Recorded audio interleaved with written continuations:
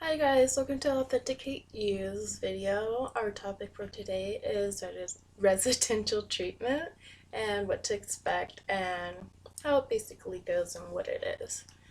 So this is finally the video when I mentioned in my mental health stigma videos. That is a whole nother video in that one. And here's a video. So basically what residential treatment is a place where you actually live at while you receive treatment for your eating disorder. And it's like they have like different levels of care, and this happens to be like the second one because the top one is inpatient, where it's like you're at a hospital to get medically stable enough to where you can go to residential treatment. And then after residential treatment, you have IOP, which is intensive outpatient program. And that one's like a step down from where you're more managing your behavior, so where you don't really need to live at the place to where they monitor you 24/7. And for IOP, it's usually 4 hours a day for 7 days a week. And then the step down is PHP, which is partial hospitalization program. And that is like more weaning you back into your life again, stepping down to where you don't need as much um, help with managing your behaviors, or you're not engaging in negative coping skills. And that is 8 hours a day for about 5 days. It always depends. It depends on like what you and your therapist decide on. Usually, I'm just giving like a general um, time frame or timeline. It's different for everyone. So in this like video, this is really based on like my experience. It's not for like everyone, or every treatment center is different. So this is basically just going off of what I experienced. So everyone's different. And then the next level is outpatient, which is basically where you've already been discharged and you're out back at home or wherever you are, and you have your own treatment team of your therapist, psychiatrist, your own physician or dietitian, and you're just like back into your life and working on staying in recovery. And that's that. And so, really, the length of the stay really depends on your progress. Like, it can be as short from 30 days to 6 months.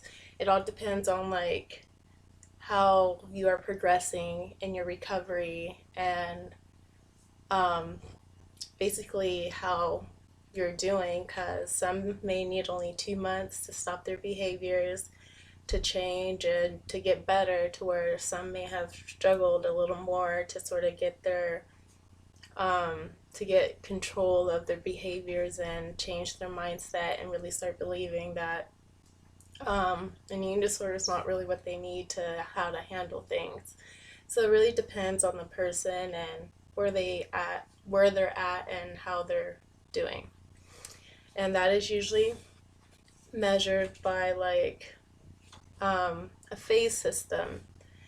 So basically, like pre-phase, everyone always enters in on pre-phase, which is 24-hour OBS and um, zero exercise level, and it's for 24 hours. It's basically where they start to monitor you, get to know you, do all your labs, get information about you, basically like that.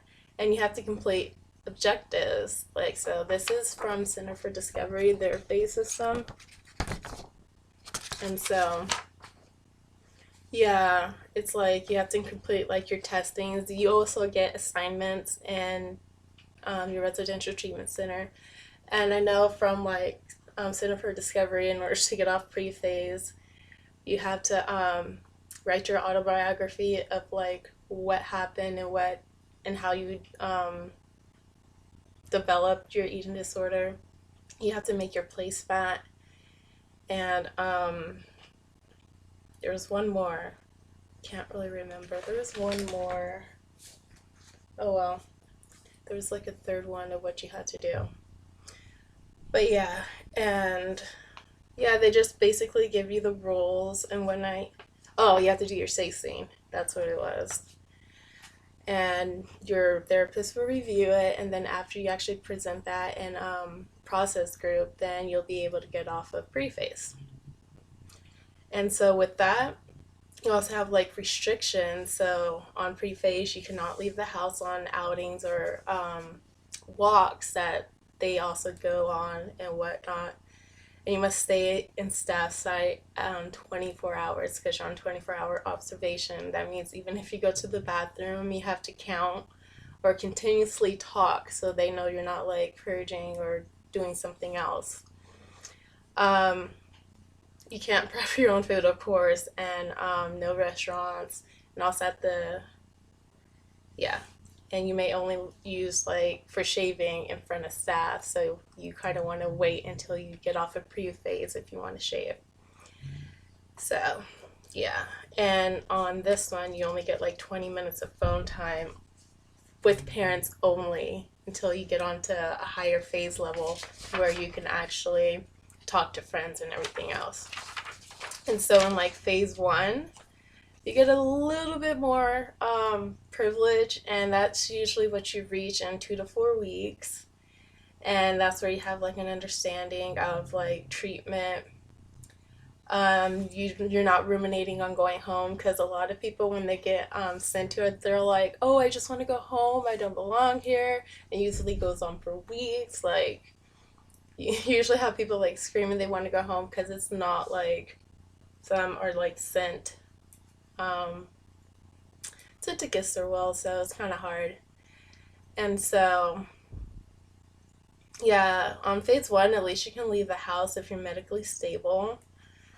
And observations may be lowered from 24 hours, it all depends. And then you get more phone time, so instead of just Monday and Saturday, it's Monday, Thursday, Saturday, but it's still parents only. So when you get to phase two, and that can be in 1 to 3 weeks, it all depends on like your progress, because sometimes I remember it took me forever to get to phase two, and I was so upset. And then you can also get moved down phases to say if you're like not doing well or you're like not following the rules, or just know that you can go back phases, because I remember I would reach phase two, then I would do something or not cooperate, then get moved down to phase one. And so, yeah, like even your exercise level will get moved down or whatnot. So, yeah, in phase two, at least you can finally get your music. Because I remember in phase two, I always wanted to be on phase two because you're allowed to use your iPod and listen to music, get a little more freedom. Also, this one is more talking about like 18 and under, those kind of treatment centers, because that's all that I've been to. I haven't been to an adult one yet, but I know that they get a lot more freedom. They can use internet and bring like have their phones for a certain amount of times. It just depends. And so, um, also like during these phases, if you're on pre-phase, you have to like after eating, you have to check your pockets, you have to check your mouth and everything. And once you get out to like phase two, you don't have to like show them your mouth or your pockets or anything. You can do meal prep once you reach phase two, which means you get to prep your own food, and which is what I like to do, but it's very, very finicky. And you can like go outside on phase two, just things like that. And phase three, which is really hard to get on, which I never reached. It's like you can go to a restaurant, you don't have to show your measurements when you're doing your food or whatnot, and your exercise level is like at level 5, which means you get to, which is the highest level, so you can go to the gym for I don't know how long. But and then phase 4 is where you're like pretty much close to discharging. You can cook dinner with staff and lead a group, and basically no observations, no pocket checks. um, you can go home for like, you get passes to go home and everything. So yeah. And so like your daily schedule, they have it planned for like the whole day from like 6 a.m. to 10:30 p.m. It's just this whole schedule all planned out, leading to like shower, wait, breakfast, gyms, snack process group, and current events, snack prep, pre-contract group or DBT group, relapse prevention or art therapy. Then you have dinner around 6. And then lunch is like around 12:30 or whatnot. And then you just have different ones, relaxation group, menu planning or restaurant outing. They have it just all planned out for you. And so your exercise level for like level 1, you can't leave the facility or anything else. For level 2A is minimum floor stretches for 10 minutes and must be seated, and walks are in wheelchairs only. Level 2 is you can actually like do standing stretches, yoga, and go for walks. And it's only like 20 minutes. Level 3, you can like go to YMCA and exercise for 30 minutes or swim and things like that. Level 4, you can like do 30 minutes and you can do more, and as they progress on, you can start doing more.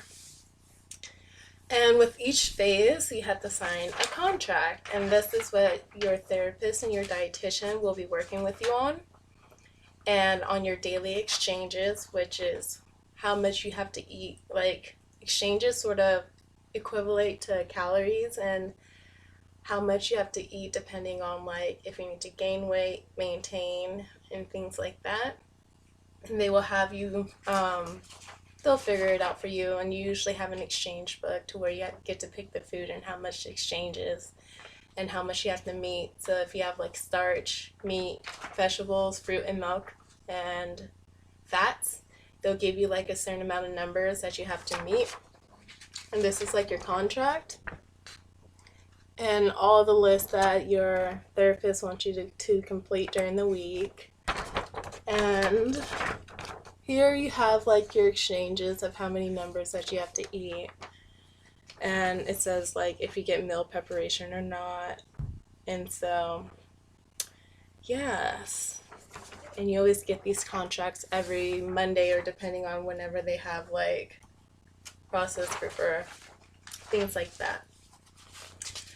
And so, also, let's go to what you can bring and what you cannot bring to treatment. Basically, that's pretty much self-explanatory. You can't bring like any diet pills, medication that will make you lose weight, razors. It's pretty self-explanatory. You'll have contraband, anything with alcohol, like your sprays, your mouthwash, things like that. Anything containing alcohol will have to be put in your contraband. But you can bring like certain games. You can bring nail polish. I know I brought nail polish. You can bring like your music. You'll just earn it on different things. So of course you can bring like your clothes, but they have to be like modest, of course. And you can bring your own bedding if you want. It's already provided. You can bring your stuffed animals, things like that. But just it's pretty much known like what you can and cannot bring. But you can bring like nail polish or things to basically keep you busy. And one thing that you should definitely bring is stationery, like stamps and envelopes, because you may think snail mail is like outdated, but the best thing was getting mail in treatment. Like, it was the best thing. It was what you pretty much looked forward to that day when the mail guy came and if you got a letter or not. And so definitely bring a lot of stamps and envelopes so you can definitely write and have people write back. You can give out your address and just have them put your name on it and who it is from and things like that. So it's a definitely to bring that.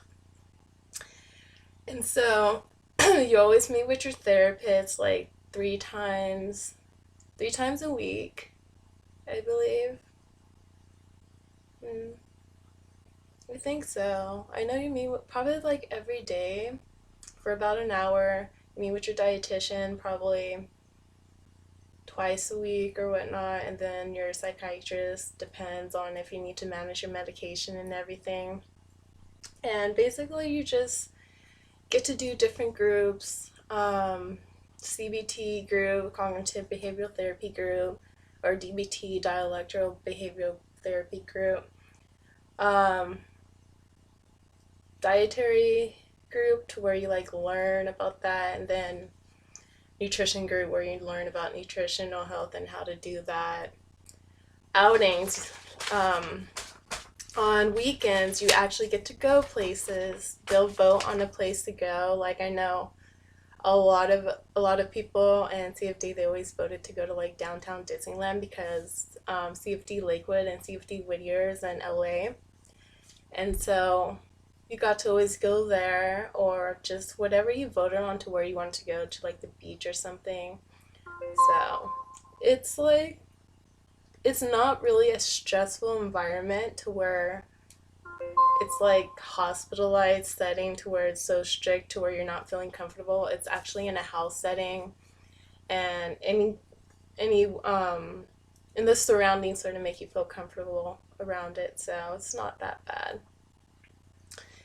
So that's basically what residential treatment's like, and you get to learn a lot. You meet friends and really learn a lot about yourself and just getting better and pretty much going through life and recovering. So, like I said, it's different upon everybody. And make sure you like do research on the residential treatment you would like to go to or visit and sort of check it out to see which one you're most comfortable with. That's what I always do. Always see which one would be the best fit and just where I would want to go and which is closer. So that pretty much ends this video of residential treatment and what it's like. I know I didn't cover everything, but it's basically just a gist of what it's like. So I want to thank you for tuning in, and I will see you next time. Thank you.